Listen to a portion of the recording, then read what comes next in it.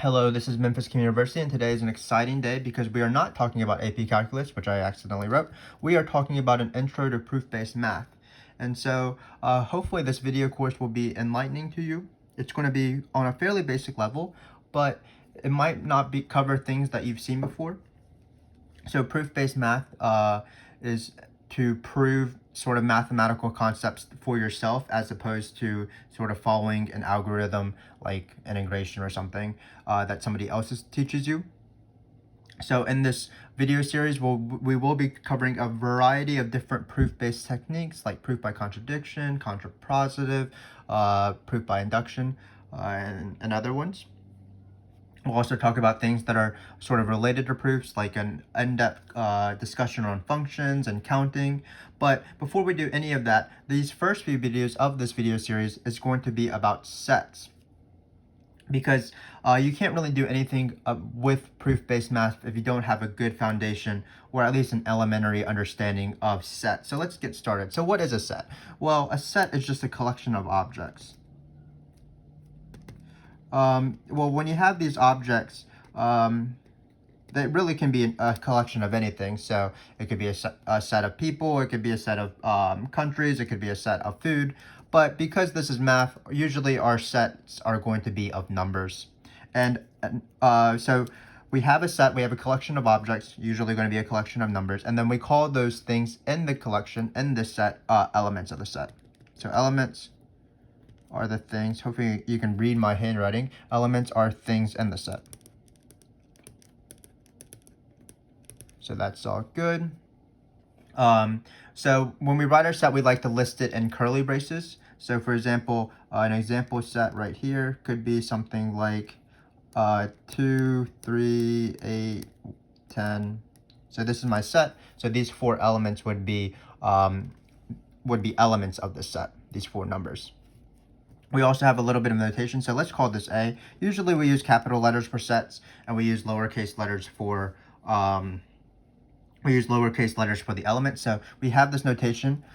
This is just to save a little bit of space and time. So this E looking thing just means that 2 is inside the set. So this means 2 is inside, or is an element of A, inside of A.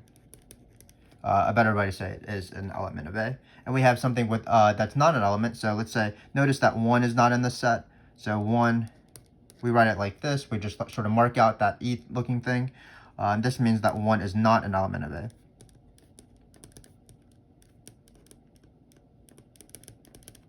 So again, not too bad. All we're doing is we're looking at a collection of objects, usually numbers. We do have some special sets that we want to talk about. So sets that you might be used to. We'll write them on the side. So we have this set. This is the set of natural numbers. So it's going to be 1, 2, 3, 4, and then so on.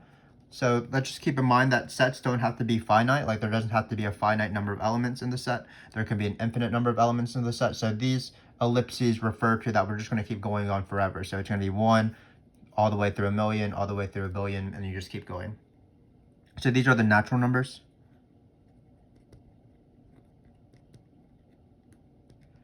We have other sets that are pretty familiar. We have the integers. We're going to be using the integers a lot. So the integers are just basically the natural numbers with the negatives, but as well as 0. So it's going to be like some ellipses, -3, -2, -1, 0, 1, 2, 3, and so on, where we sort of go to infinity on both sides. This is the integers. Great. Some other ones that you might be familiar with. Well, there's the rational numbers. So that's usually denoted with a Q. We don't use an R because that's devoted for the real numbers. So these are the real numbers.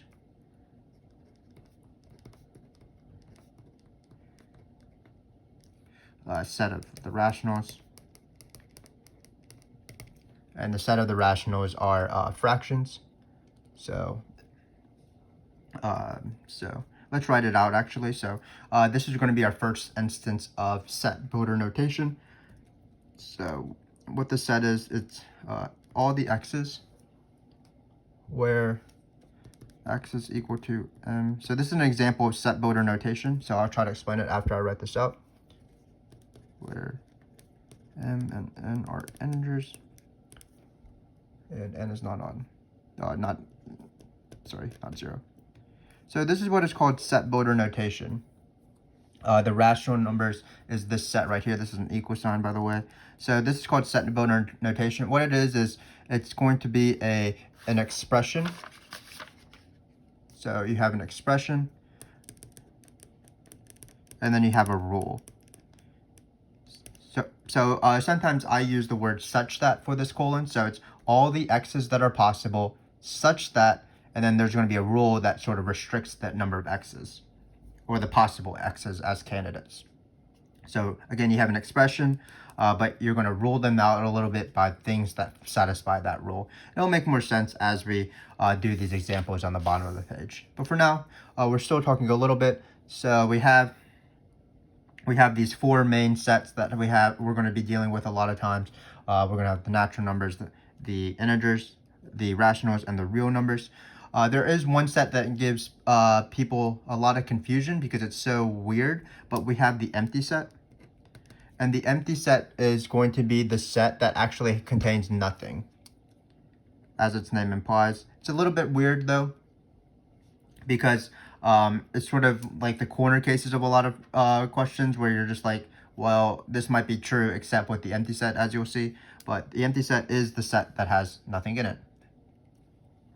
And then finally, let's just talk about cardinality. So cardinality of a set is the number of elements of the set.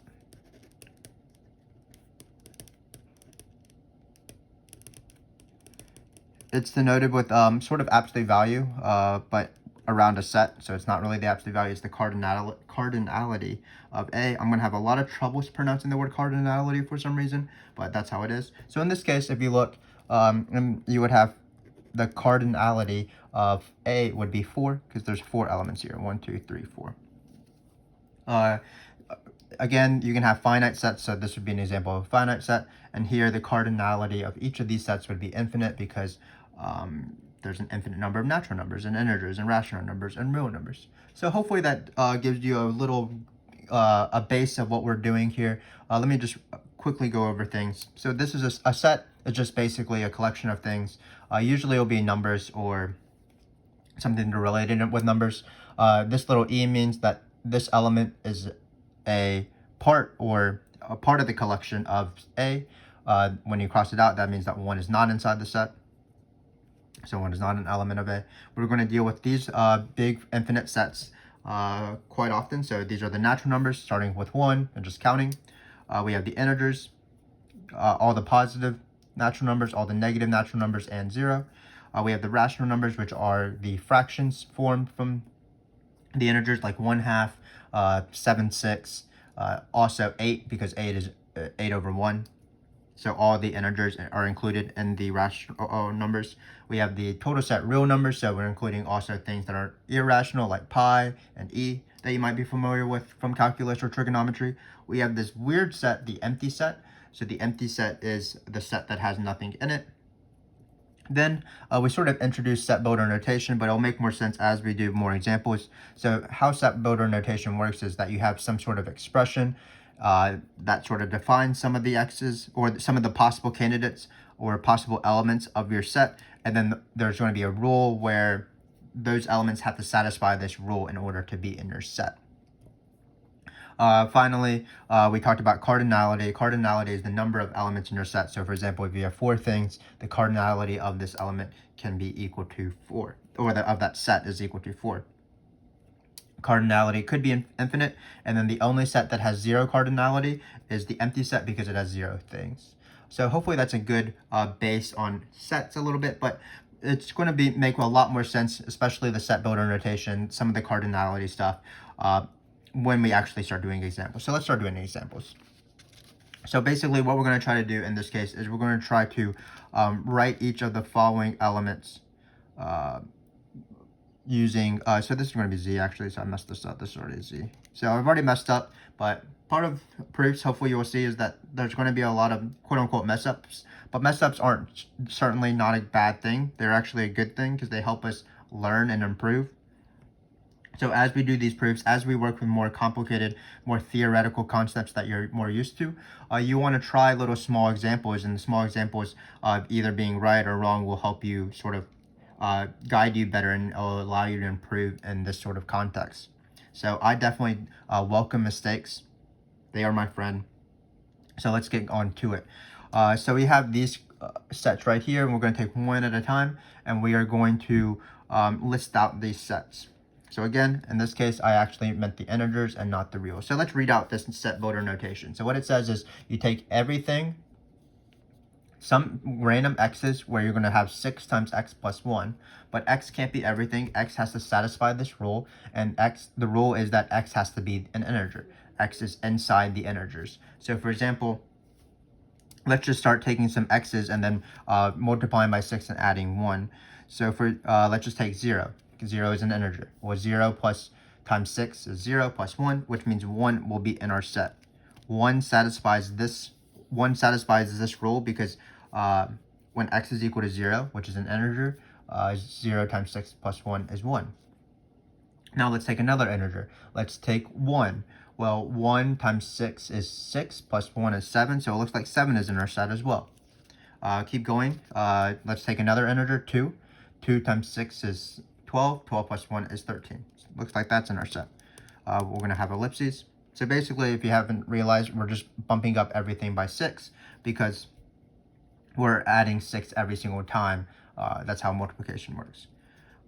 But you can also have negative numbers, of course, negative integers, because the integers include -1, -2, -3, and onwards. So we can take -1 for our integer. Well, let's see what happens when we plug in -1 here. What's -6 plus 1, which is equal to -5. And then, of course, we're going to keep subtracting 6 on this side. So it's like -11, and so on. So this is going to be our set. This is our set written as set builder notation. All the things of the form 6x plus 1, where the x has to satisfy the rule that x is an integer. So you can't just like have real numbers or other sets or anything like this. X has to be a certain thing. X has to be an integer. And then this is listed out the set just by writing out what the elements are. So hopefully that makes sense. So here we have another thing. So we're going to have all the x's that are real numbers, and these real numbers can't be any real number because it has to satisfy this equation. X squared minus 2x is equal to 15. So what x's satisfy this equation? You can guess and check a little bit, but you can also just do a little bit of algebra. So hopefully, even if we're introducing new concepts like sets and cardinality and things like that, we're still going to be dealing with numbers, so that there will be some sort of familiarity from your Algebra 1 days, Algebra 2 days, pre-calc days, calculus days. So for example, in this case, in order to see what x's satisfy this equation, I'm going to solve the equation using factoring. So here, I brought the 15 over. This would be another way to rewrite the rule, for example, when we have expression, comma, rule. And then it looks like this factors as x minus 5, x plus 3. So now we're ready to write this set in terms of just writing out the elements straight up. Well, it looks like x can be 5 in this case. So again, we're looking for real numbers that satisfy this equation. Well, when x is equal to 5, 5 squared is 25, minus 10 is 15, 2 times 5 being 10. So it looks like 5 is a possible solution. And then also -3 is a possible solution. Keep in mind that sets really don't, especially when you have numbers, it doesn't matter the order of the elements. It's just, imagine it like a box where the box has 5 and -3. When you're in the box, it doesn't really matter. There's not really an order to it. So for example, in this case, from the very beginning, A would be the same set as, for example, 3, 2, 8, 10, because it has the same things in it. So a good way to think about these sets at the very beginning is just to think about a box. Sometimes the box has a lot of things, like in this case, it has an infinite number of things, but sometimes the box has 2 things. But just don't ever think about these sets having order or anything like that. That's going to be list, which will be later on after we talk about sets. So let's keep going. So this is a little bit of trig. Here we have all the real numbers that satisfy this equation, sine of x equals 0. If you remember your unit circle days, you will know that the multiples of pi will satisfy this equation, because sine of for example, sine of pi is the y-coordinate of the pi when it's on the unit circle, which is 1 comma 0, so that's 0. So all of these are the multiples of pi. So pi, 2 pi, 3 pi. Again, you can keep going around the unit circle. Also, the negative pi's and stuff like that, because remember, on the unit circle, negative pi is the same thing as pi. Again, this point is negative 1 comma 0. Sine is the y-coordinate, so that is 0. So it does satisfy this equation. And that's that. So again, not too bad. Just listing out a list of numbers. We should have ellipses probably on both sides. If you can see, there's ellipses. So in this case, looks like we have absolute value here. Just be careful, this is not cardinality. Cardinality is around sets. So that's the number of sets, elements of the set. But here, these vertical bars, which look identical to cardinalities bars, is just typical absolute value. So basically what we're trying to do is we're trying to think of which integers. So again, this is the expression. The expression is x is an integer, and then we want that integer to satisfy this rule. The absolute value of 3 times the integer is less than 10. So looks like x has to be a pretty small number, or else 3 times it will be pretty big. So just off the top of my head, well, 0 works because 0 is less than 10. Looks like 1 will work because 3 times 1 is 3. 3 is less than 10. So that's 1. Sorry about that. Same thing with negative 1, because negative 1 times 3 is negative 3. So negative 3, the absolute value of negative 3 is going to be also smaller than 10. So negative 1 works. And then if you look and check, well, 2 will work because 2 times 3 is 6. Negative 2 will work. Negative 2 times 3 is negative 6. Absolute value of that is still less than 10. So it looks like also 3 works. 3 times 3 is 9. Negative 3 times 3 is negative 9. Absolute value of that is still going to be less than 10. But it looks like these are the only ones, because your next biggest numbers either in the positive direction or the negative direction is 4, and 4 times 3 is 12, and 12, of course, is bigger than 10. So hopefully you have an idea of this sort of set builder notation. It is very nice because sometimes we don't want to list out a lot of objects. Sometimes you want to just say, well, these objects or these numbers or these elements of the set satisfy a certain rule and an expression. So if we can write it like this, it oftentimes is easier to manipulate. So for example, if you see this list of numbers, you might get confused on what these actually are. But this rule right here is actually very clear what they are. They're integers, and they're multiples of 6. 6 times something plus 1. So 7 is 6 times 1 plus 1. 13 is 6 times 2 plus 1. The next element would be 19. So that would be 6 times 3 plus 1. So that oftentimes these set builder notations is actually a better way to write the set out. For example, in this case, it's all the x's that satisfy this equation. Pi, 2 pi, all the x's that satisfy this equation. Things like that. But sometimes it is still good to... Sometimes it's easier to understand things with the set builder notation. Sometimes it's easier to just list out the elements. So that's why we're trying to go back and forth. So this was set builder notation to the elements. And now we're going to go backwards. We're going to go elements to the set builder notation. So let's do that real quick. Let me get some water real quick. So look at this set. It looks like it's an infinite number of elements.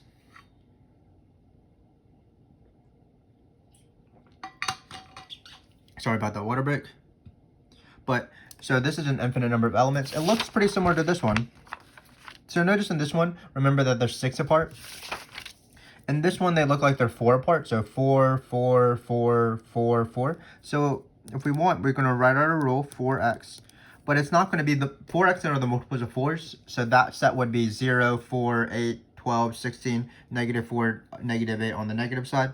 So we do need to adjust this. Well, how do we adjust this? We're just going to add 1.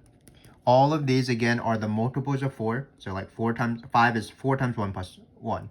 9 is 4 times 2 plus 1. 13 is 4 times 3 plus 1. The next one would be 17, which would be 4 times 4 plus 1.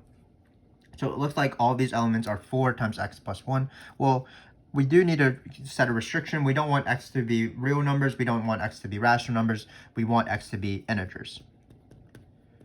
So we're going to set that rule, and then this is the set builder notation.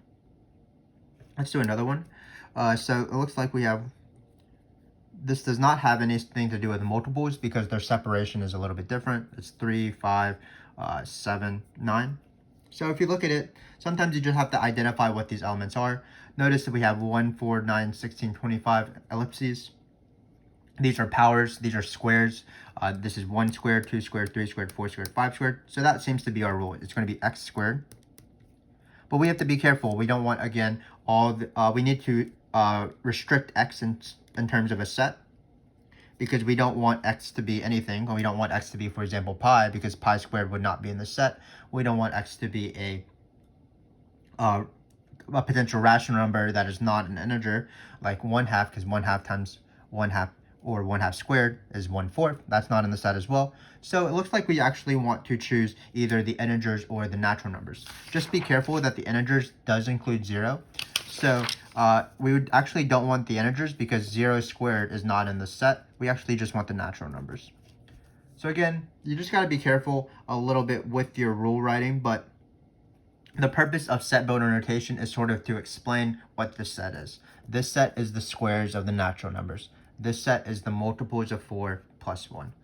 So hopefully you have a better idea of how to work with set builder notation and how to go from set builder notation to just listing out the steps. Finally, we have a few more small exercises, and then we will be on our merry way. So this question is about cardinalities. So this set right here looks pretty complicated, actually. So let me just tell you how it works. So a set doesn't, of course, just doesn't have to have numbers. It could have other things as well. So let's look at what this set is, and then we will count how many things are in the set. That's the cardinality. So just keep in mind, let's take these. So it looks like, let's take this guy right here. So this guy, 1, 2 in curly braces, is a set itself. But what it is one of the objects in this set. So again, it's nice to think of this set, the entire set, as as a box. So in this box, there's going to be, I argue, 4 things. There's going to be the set 1, 2. There's going to be the set, this middle set, which is pretty complicated in and of itself. There's going to be the empty set, and then there's going to be the set 5. It is true that within this box, this, like for example, 1, 2 is itself a box. This is a box within the box, where this box right here contains the element in 1, 2. So this box within the box contains actually 2 things. 2 in a smaller box, a third layer of boxes that contains 3, 4. So hopefully this makes sense. A set, just think of a set as what's actually in this thing. Well, it's separated by commas. It has this thing, it has this thing, it has this thing, it has this thing. While those things or these elements are pretty complicated in and of themselves, especially this guy, especially the empty set, this set right here does indeed have 4 things. It doesn't, for example, have the set 3, 4, because 3, 4 is nested within this element right here. You don't have elements within elements of a set. You just have elements of the set, and the elements might be pretty complicated in and of themselves, but they're still an element. So for example, we can just call these 4 things letters. Like this could be called A, this could be called B, this could be called C, this could be called D. So this set right here indeed just has 4 things in it, where the 4 things might have smaller elements within them, if that makes sense. So again, how many things does this have? It has 4 things, 1, 2, 3, 4. So the cardinality of the set, which is denoted by the absolute value bars, is equal to 4. Hopefully that makes sense. This one should be pretty easy. So this one, we're going to practice again writing out the elements, because if we can just write out the elements, we will be done because we can just count them. So it looks like it's all the natural numbers where the absolute value of x is less than 6. Well, actually, natural numbers don't really affect absolute value or anything like that. So it's just going to be 1, 2, 3, 4, 5. And that's it. So how many things are there? There's going to be 5. If this had been the integers, if you want to think about that, that would be a different number, because we would have more potential elements in the set, because now we can have 0, for example, and absolute value of 0 is less than 6. And then for each of these elements, we can have its negative, because the absolute value of its negative is also less than 6. So if we change this to the integers, then we would have 11 elements, 1 through 5, -1 through -5, and also 0. So that's 5 plus 5 plus 1, that's 11 elements. So these rules are really important to write as precisely as possible. If you want to deal with the natural numbers, you should indicate that you're dealing with the natural numbers. If you want to deal with the integers, you should indicate that you're dealing with the integers. Let's look at this set right here. Well, it says x is an integer where x squared is less than 0. Well, there's no integers where their square is less than 0. Those are complex numbers. In order to be less than 0, they're squareds. So this is the same thing as the cardinality of the empty set, because there are no elements that satisfy this. Well, what's the cardinality of the empty set? It's 0, because there's 0 things that satisfy this. So hopefully this makes sense in terms of cardinalities. We did have this one example, which was a harder set than most of the sets that we have seen previously. But again, what you want to do is you want to think of everything, all your sets as boxes, and just open the box and just see what is in there without having to see what's inside those smaller elements. So in this case, again, we see this, we see this, we see this, we see this. They're separated by commas. We don't have to look within the box to notice that there's going to be 4 things in this. 1, 2, 3, 4. This does not count as multiple things. It counts as a single thing. So hopefully that makes a little bit of sense. Now, for the last part of this video, I'm going to sketch some pictures because I like sketching pictures. Basically, what we're trying to do is we're going to try to sketch these points that satisfy these 2 things. So let's talk about it. So the first thing is the absolute value of x is equal to 3. That gives me 2 choices for x, -3 and 3. So if we start drawing coordinate lines, looks like it can be 1, 2, 3. So x can be either 3 or x can be -3. Not too bad. Let's see what y can be. Well, again, you hopefully have seen this notation in a previous math class, but this means the closed interval from 0 to 1. That's the same thing as all the y's that are greater than or equal to 0 and less than or equal to 1, where you have equality because you have closed brackets. If you had open parentheses, then it would be an open interval where you just have less than and less than. So this is the same thing as this. Remember that this means inside the closed interval, so it's just all the y's that are within this interval. So what are the possibility for y choices? Well, you have 0, because you have the endpoints. You have 1, but you also have everything between that. So you have like 1/2, 1/3.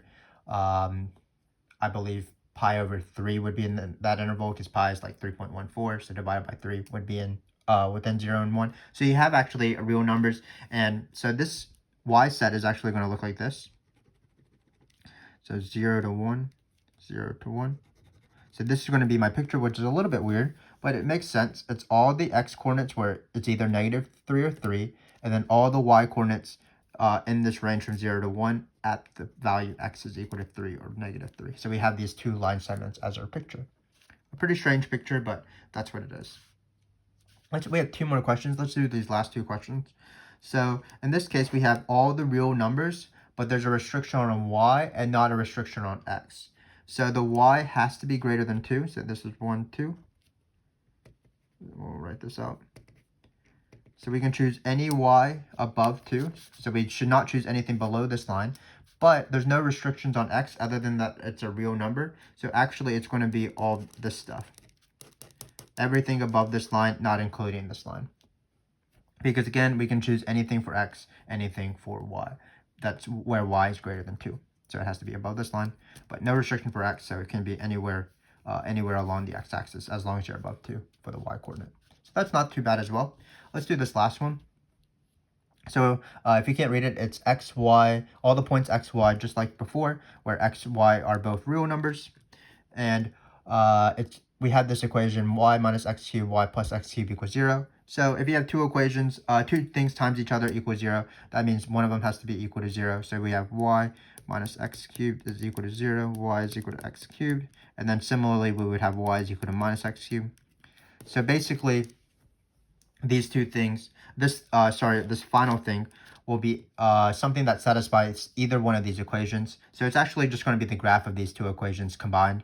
So y is equal to x cubed, that's the cubic line, and then y is equal to negative x cubed, that's this line right here. And that's our ending of our intro to sets. So hopefully you understood most everything. Let me just remind you the big points. So this E right here means inside the element. The element is inside the set, not inside the element. So 2 is inside the set. When you cross it out, it means it's not in the set. Furthermore, we have some big sets that we will be working with throughout this video series if you continue to watch this video series. This is natural numbers, integers, rationals, and reals. Empty set we will also be dealing with when the time arises. This is set builder notation. Basically, we can write sets as using a rule to help us understand the set better. Basically, what it says is we take all the things that satisfy this that also satisfy this rule, or all the things that can be expressed like this that satisfy this rule is more precise. And then the cardinality of a set is just the number of elements of that set. And then what we did was we practiced some set builder notation, going from set builder notation to listing out the elements, which wasn't too bad, and also listing out the elements to go into set builder notation, so an expression and a rule, just to get more practice with dealing with sets. Finally, we saw that sets can be actually pretty complicated. It doesn't have to be just a list of numbers. It can have sets within it. The elements of a set can be anything. Why not have the elements of the set be other sets as well, which also even has more sets within them. But when you're trying to count or how many elements are in the set, we'll try to decipher what actually is an element of that set. Just keep in mind that it's separated by commas, even if they're complicated. So in this case, in our most complicated example, we had 4 things. This thing, this thing, this thing, this thing. We can call them A, B, C, D if you want, even if they are more complicated under the hood. And beyond that, we were able to draw some pictures just to get an idea of sort of more complex sets. Instead of sets of single numbers, we had sets of points. And in order to understand these sets of points, what we try to do is we try to shade in or try to draw a sketch of those pictures, which I think we successfully did. So this is the y equals x cubed line, by the way. So I hope that you were able to enjoy this set intro video. I really do hope that you continue watching these videos as we continue our journey in Intro to Proof-Based Math.